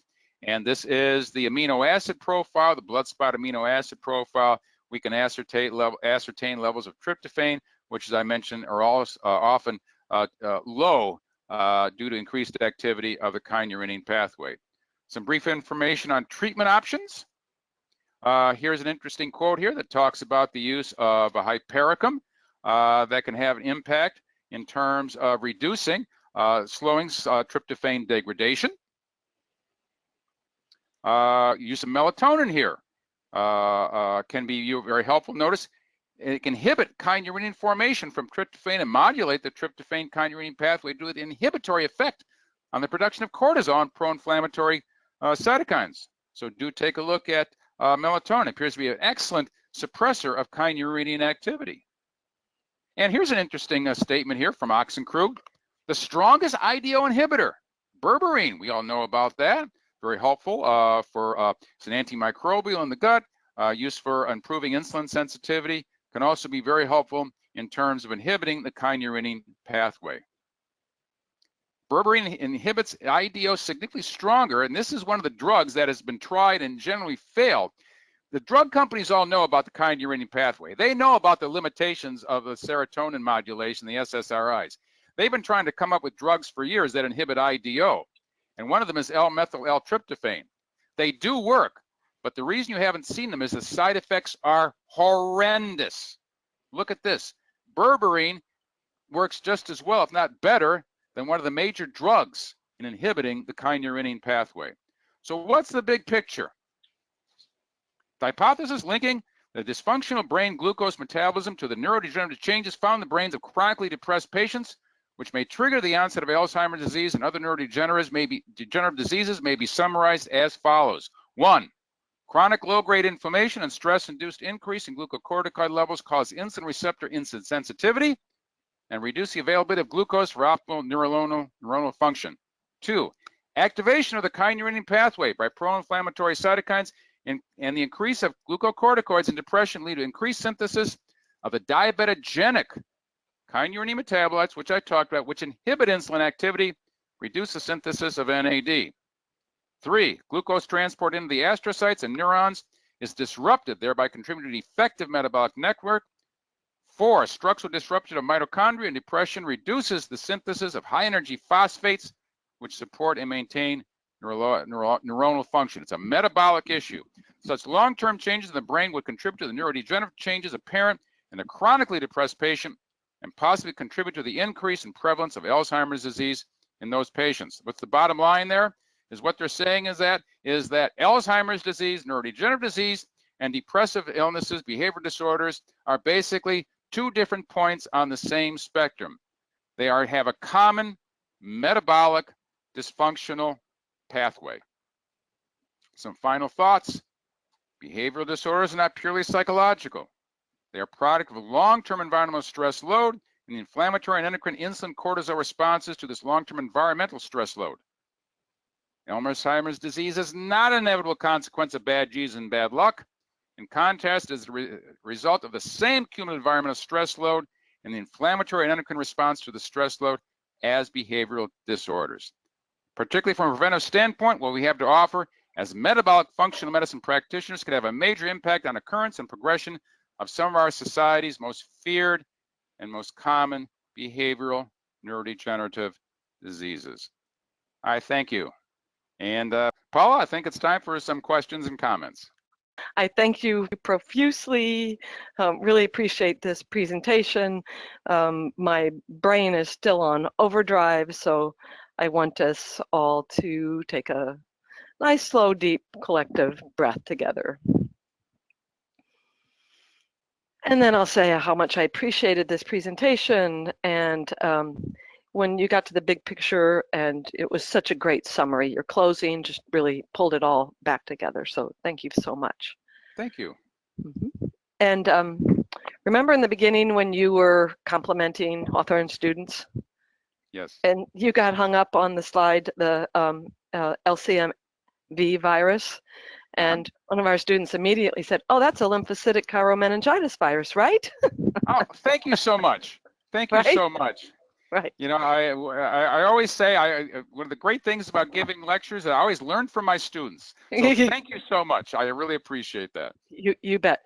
But I pulled up the paper too as you were speaking, and it seems like according to the paper, this is an infection that can come as a consequence of coming in contact with the secretion of infected mice. Is that what you were leading us to? I brought up the paper mainly to talk about the metabolic imbalances, what I really had in mind when in the discussion, but certainly the idea of infection from whatever source. And certainly we are now these days seeing return of many sources of infection we thought were eliminated. So yes, I guess these days I wouldn't rule that out. All right. You know, early on, you had a slide about the impact of Alzheimer's the bigger pictures. It's not just the person. You know, it is a very poignant slide that you had, and the woman's response to the life that she was living as a consequence to her husband. So it was very touching. But you know, the consequence is huge. It's so significant to our families, particularly to the caretakers, anybody that's working within these facilities that are housing advanced level Alzheimer's patients are heartbroken. You know, all they can do is manage them, not really support them to live well. Well, I couldn't agree with you more. You know, I've been reading this literature for a long time, and every time I see one of these, I'm watching the 6 o'clock news, and I see one of these media MDs come on and say, current research shows that there's no way to prevent it, there's no way to treat it. It's basically just a hopeless situation, but more research is coming. And I just want to throw the remote at the TV. I get so mad because this information has to get out. I mean, people are suffering. Yes. And the idea that we have to wait for the latest drug when there are ways that we can help them right now is very disturbing. That's why I don't have a TV, Dr. Jeff, because I would throw things at it and break it. Actually, never owned one. So, all right, let's move on to your introduction on amyloid plaque, and it begs the question: is it really the problem, or is it normal? And I thank you so much for your clarification of qualifying that it actually is a normal response to an injury of ongoing inflammation, and there's the pattern that happens. And when you look at the culture that we're living in and the environment and the diet typical and lifestyle, this is what's happening. This is a consequence. It's a normal response to ongoing onslaught of increasing injury. Yeah, you bring up an excellent point. Again, I like the analogy with the coronary plaque. There is plenty of research that has shown that there are very many millions of healthy people who've never experienced any clinically significant cardiac disorders, have lived to 100 years of age, and when they open them up, they got plenty of plaques. The presence of the plaque itself is not indicative of dysfunction or disease. Rather, it is the inflamed plaque, the inflammation that comes into play. Same thing with the amyloid plaque. There is plenty of studies where they have done autopsies on people who lived into their 90s and they were alert and aware and they died of unrelated causes, and they opened them up and they were loaded with amyloid plaque and they never had a hint of any type of neurodegenerative disorder. The amyloid plaque is a natural consequence. It's a healing response. And in certain levels, you live with it and you go through your life and you die. But when it's excessive, primarily the inflammation, chronic ongoing inflammation, is when it causes problems. So the question came up around insulin resistance and inflammation, and you brought up one lab test, but I wonder if you have a recommendation for how to best test insulin resistance, insulin inflammation. Sure. As far as insulin resistance, most of the time we think of insulin resistance in terms of a dietary disorder, too many carbs, and many times it is. And probably the best advice I ever had in terms of assessment, in terms of diet-related insulin resistance, came from people who wrote the Carbohydrate Addicts Diet, Richard and Rachel Heller, and I got a chance to know them. And they said they found in their work the best indicator was not a lab test, but they said cravings, carbo cravings. They felt it was an excellent, better than the test. Serum insulin is actually a somewhat unreliable indicator, and so in terms of hyperinsulinemia, and so they found symptomatology to be much more reliable. However, a good amount of the time, insulin resistance is systemically induced. Any stressor will induce hyperinsulinemia, and the resultant resultant insulin resistance. You can think yourself insulin resistance. An infection, a gut infection, causes insulin resistance. Toxicology, a chemical, can cause insulin resistance. So we have systemically induced insulin resistance, and that's more difficult to assess, but we can assess it indirectly by understanding that you cannot have insulin resistance without inflammation. In terms of and inflammation is fairly easy to assess from a laboratory standpoint, many good indicators. Certainly one of the most reliable is going to be C-reactive protein. However, by traditional standards, traditional thinking is that it's a coronary artery, a heart disease indicator, and anything below 3 is fine. Yes. The reality, when you look at C-reactive protein metabolically, ideally, in an optimal healthy situation, it's supposed to be undetectable. Even the high sensitivity, it's not even, you're not supposed to find it. And so when we look at it from a metabolic standpoint, and we use a cutoff of right around 1 with a C-reactive protein, anything above 1, your patient probably has some kind of low-grade chronic inflammation from a metabolic functional medicine standpoint that's going to be significant. Other indicators, SED rate, of course, traditional SED rate can be helpful. Looking at white count, elevated white count, looking at the ratio between neutrophils and lymphocytes. Ideally, we want to see a 2-to-1 ratio, like 60% neutrophils, 30% lymphocytes.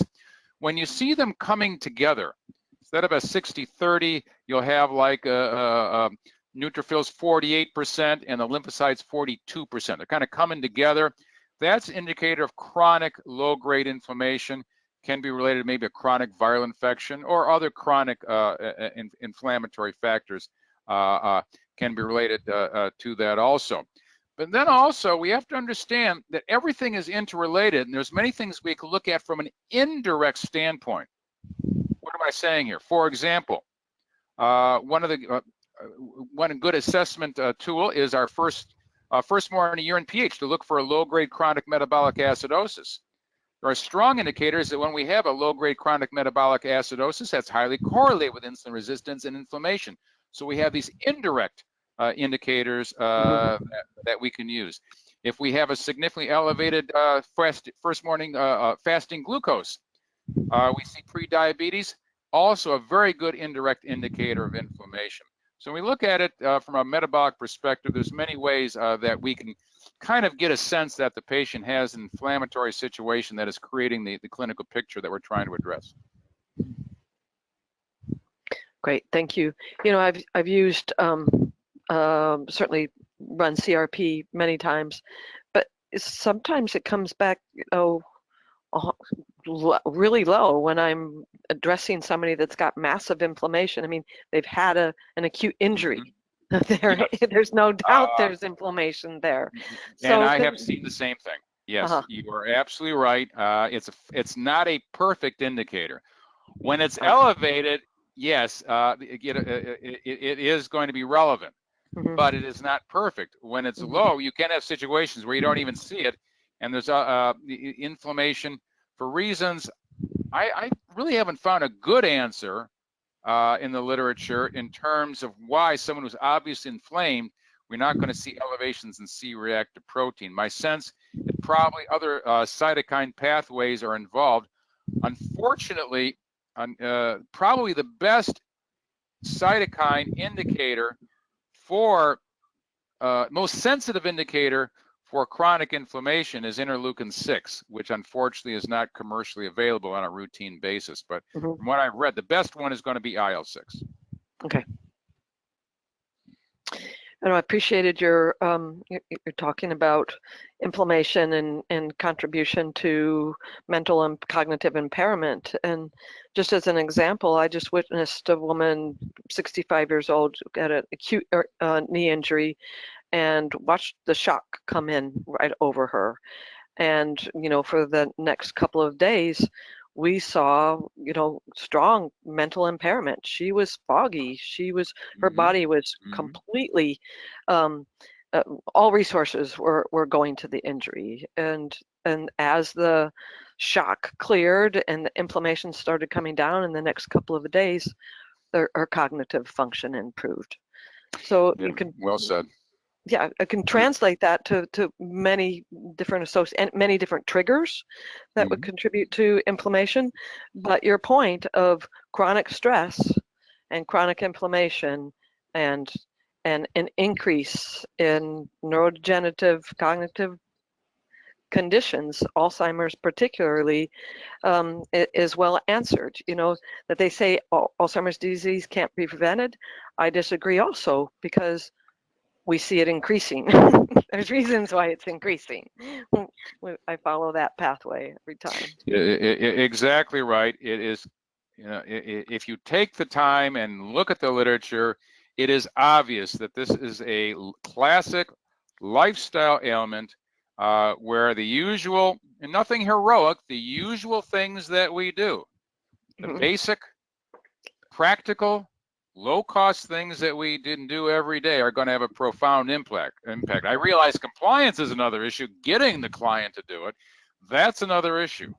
Right. But in terms of prevention, it doesn't require heroics. Sometimes. You know, just one more example, and I'll get back into questions here, is for the last about year, I've been really focusing on positive attitude and intentional positive attitude. And people have asked me, how do you feel? You know, how are you today, Paul? And it's like, oh, I'm joyful.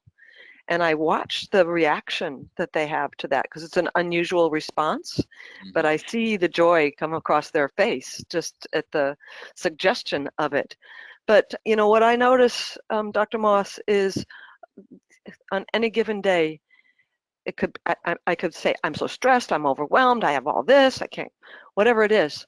Or I could say I'm joyful. And the same things are happening. My response to it is different.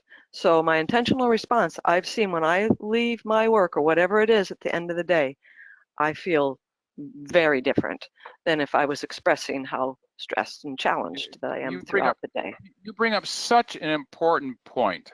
Perception. You know, perception is reality. We've heard the old saying. And there's been a lot of examination of this. The work of Bruce McEwen is look at allostatic load and psychoneuroimmunology, and his work looking at post-traumatic stress disorder, and basically looking at is how we perceive things. And that's what basically post-traumatic stress disorder is, a disturbance of perception. And the classic example of the soldier who comes back and whenever he saw a red light, heard a bomb go off, and now every time he stops at a red light at a traffic stop, he starts having a classic stress response. And again, this issue of perception, and I can't tell you how often when I've encountered clients who are having challenges and are not responding to the usual, we have to talk about perceptions, how they perceive their daily occurrences. And I talk about basically, we need to basically change your happy, unhappy thought ratio during the day. We've got to find more reasons, at least for a few minutes during the day, to find something to celebrate, because as your thoughts go, very often so goes your physiology. Yeah, I agree. All right, right into the nutrients. Question, along with B6 minerals, melatonin, and berberine, are there other natural whole foods that increase tryptophan metabolism? I would say that all the foods that contain those nutrients, but what do you offer? The main nutrients that are involved in the pathway are the B vitamins, B6, notably in terms of direct impact. And I talked about the berberine, melatonin in terms of kind of a nutraceutical impact. They aren't directly involved in the culinary impact, but they can have a nutraceutical impact. I will mention one other one. And I due to time limitations, this is actually an abridged version of the presentation I've given. I'll tell you a very interesting study about giving B3, niacinamide specifically. There was a research, he wrote a couple of papers on HIV positive patients. And they were getting, of course, a lot of depression and he was checking the kynurenine pathway and found a significant imbalance, tryptophan, a kynurenine, high kynurenine tryptophan ratio. The tryptophan was being depleted. So his thinking was, what if basically what we have to, the goal here is we have increased IDO activity pushing tryptophan down this pathway. What if we tried to induce a classic negative feedback loop? In other words, what if we flooded the system with niacinamide? Remember, B3 is the endpoint of the kynurenine pathway. What if we flooded the system with niacinamide? Could we shut down the enzyme or slow down the enzyme and get an increase in tryptophan levels? And so he gave 3 grams a day in divided dosage, I think like 500 milligrams 6 times a day. It's a lot. And indeed, yeah, it's a high dose. But niacinamide is not like niacin. You don't flush with niacinamide. It's an extraordinarily safe nutrient in even very high dosages, very much unlike niacin.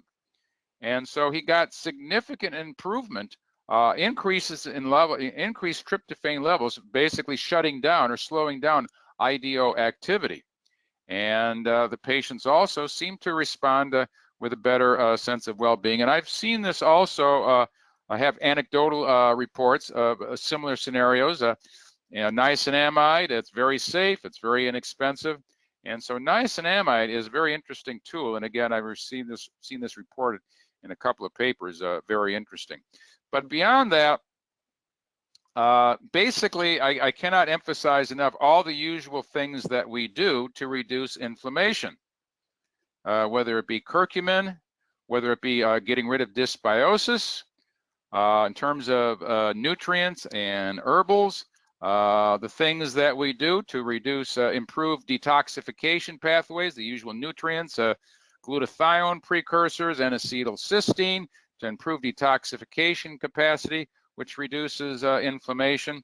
So basically, from an indirect standpoint, virtually everything in our armamentarium that we use to optimize insulin metabolism and inflammation will have an impact on kynurenine pathway activity. All right, well said. And interesting you bring up B3. It's really gotten my attention lately. Some really interesting research just come out. Oh, so following up on this, the question was about foods. What foods increase tryptophan metabolism?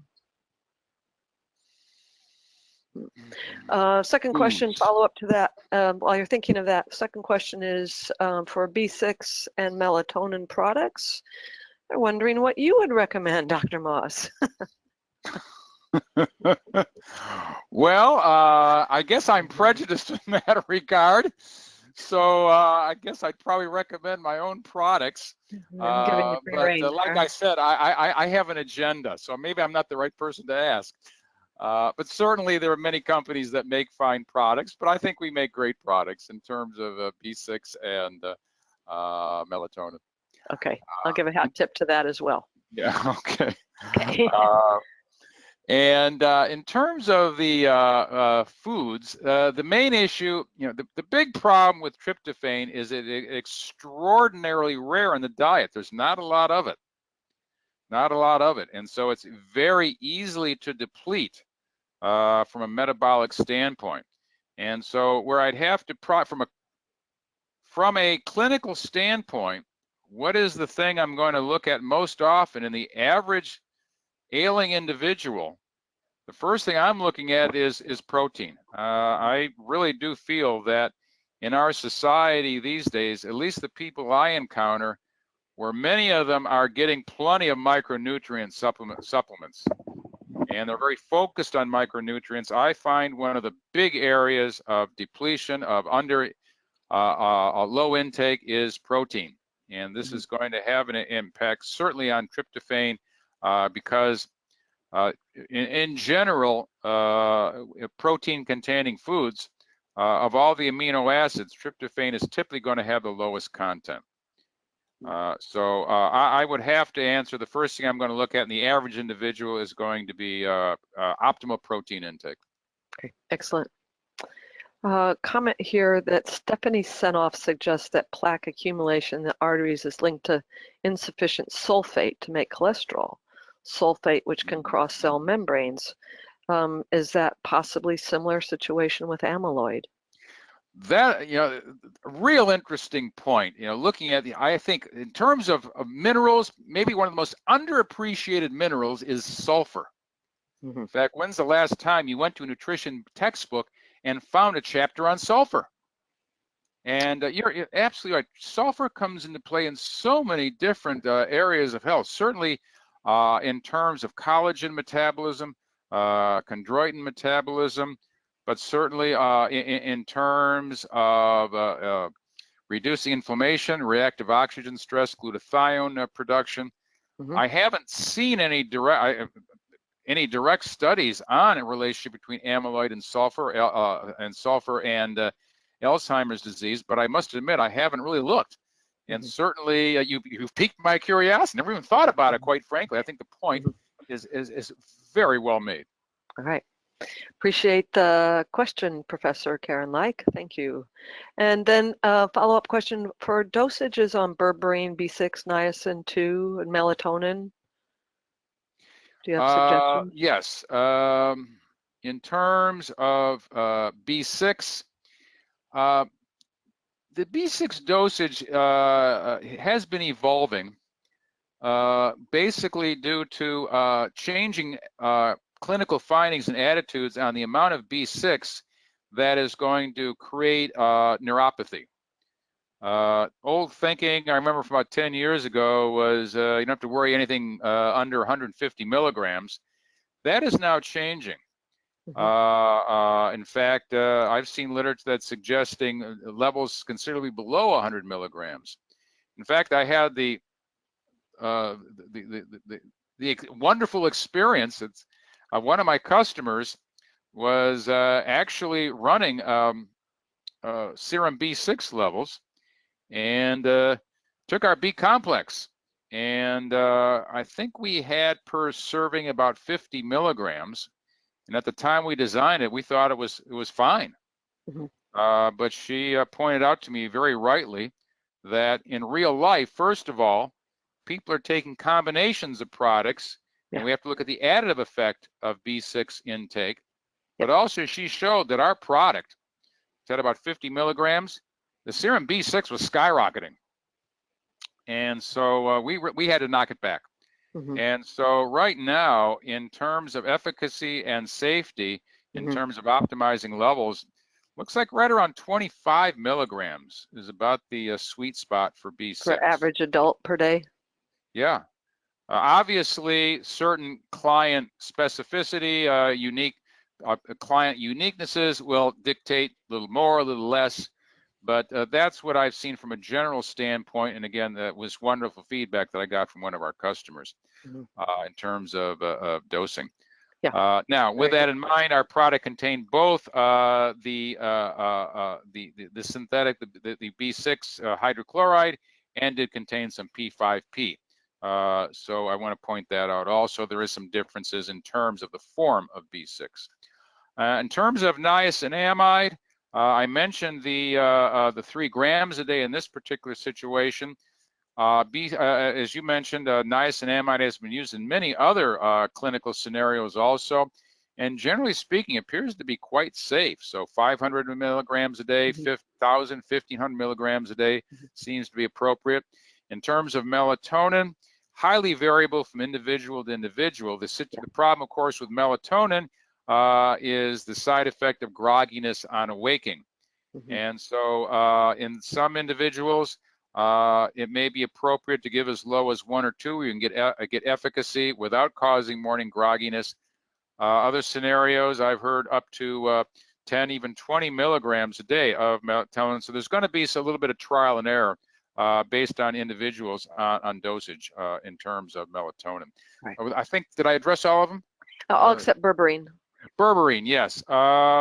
In terms of use as a antimicrobial, I've heard as high as 3 grams a day, 1,000 milligrams 3 times a day. as a insulin sensitizing agent, about 1,500 milligrams a day.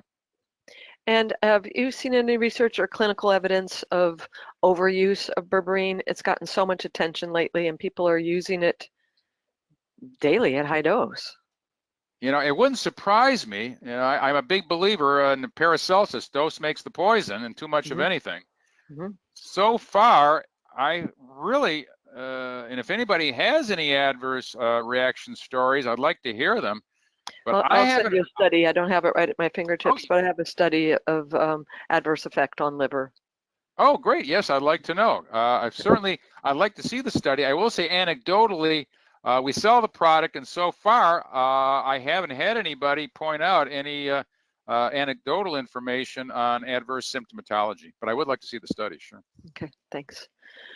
Do you think there would be benefit for addressing inflammation with glutathione, vitamin C, or vitamin C complex with bioflavonoids, or maybe alpha lipoic acid? Oh, sure, sure. Another two-sided coin, if you will, is that inflammation on one side, free radical, reactive oxygen species on the other. And the interaction between the two, the vicious circle between the two. The products that were mentioned here are mainly considered to be antioxidants, and certainly by reducing excessive free radical activity will reduce inflammation. So I certainly agree with that statement. Okay. Do you know the cofactors for B6 in the KYN pathway? Is it magnesium? Yes, magnesium does come into play, and I believe zinc also, although I'd have to look it up, but I think magnesium and zinc do come into play. Okay. And Dr. Like is also making a comment here to be cautious around glyphosate, that it blocks the shikimate pathway, which I'm not familiar with, which generates tryptophan substrate for 5-HTP and NAD. Yeah, certainly we know glyphosate is a major metabolic inhibitor. It's designed to kill things. So yeah, how does it kill? Basically, it inhibits enzymatic conversions. So yeah, that's a powerful, powerful inhibitor of all kinds of pathways. I think we'll move this into one of our last questions. One argument about excess B6 is that problems show up when there's insufficient cofactors for it, magnesium in most reactions, but zinc is a cofactor for B6 too. Yeah, Do you have any comment on that? Yeah, is the neuropathy a function of lack of cofactors? Everything I have seen in the literature has not mentioned that basically it's a metabolic issue. Everything I've seen on the studies I've seen suggests it's a straight toxicology issue. Would it surprise me if it's a little bit more, not quite as black and white, that basically suboptimal metabolism creates a situation favorable to an adverse reaction to B6? It certainly wouldn't surprise me, but I have not seen it in the literature I've looked at. All right, I think that is a wrap. This was a very fine presentation. I appreciate your commentary very much and your insights, Dr. Moss. I want to let everybody know that we recorded this, and it's certainly something that I will listen to again. I'll probably put it on slow, but I will listen to it again. It'll be available on Hawthorn's website under archived webinars in just a few days. And a reminder that there will be a short survey for you to fill out after the webinar ends. And you know what? It really helps us to have your feedback and any comments you have about this presentation. I sure appreciate you taking the time. I want to remind us that our next webinar on July 16th, and it's a great follow to this one, is with Dr. Mary Kay Ross, presenting Functional Approach to Cognitive Decline. Dr. Ross is with the Institute for Personalized Medicine, which is with Dr. Dale Bredesen, which Dr. Moss has referred to here at the beginning of this presentation. So I'm thrilled to be bringing that to you next. And our next All About Alumni interviews. One is tomorrow, July 3rd, with our Master of Science in Traditional Nutrition, graduate Missy Beavers. And then another one on August 7th. These are both at 12 noon August 7th, we have Angela Montoya, grad of the Master of Science in Holistic Nutrition Clinical Program. Both will be presenting on their post-grad activities. We've had so many previous terrific grad interview presentations, so I sure encourage you to check out our archives if you want to know what Hawthorn graduates do with their education. And if we've inspired you to learn more about health and nutrition in this webinar and the ones we've offered over the years, I remind you that we offer a variety of nourishing programs and courses. So visit our website for more details. And if you're ready for some personalized nutrition and some personalized attention, we can help you make choices. All right, I think this concludes today's presentation. I want to thank James Bernardinelli for co-engineering and producing these webinars with me and keeping everything flowing. I want to thank you again, Dr. Moss. Thank you so much for the presentation and give us your valuable time. Thank everybody for sharing this educational experience with us. I want to wish you all the best of health. I look forward to learning more together in our webinars and our All About Alumni. And until then, I'm going to continue practice tending my mind, because what we practice grows stronger. So I hope you'll join me in this too, everybody. Until we meet again, take good care.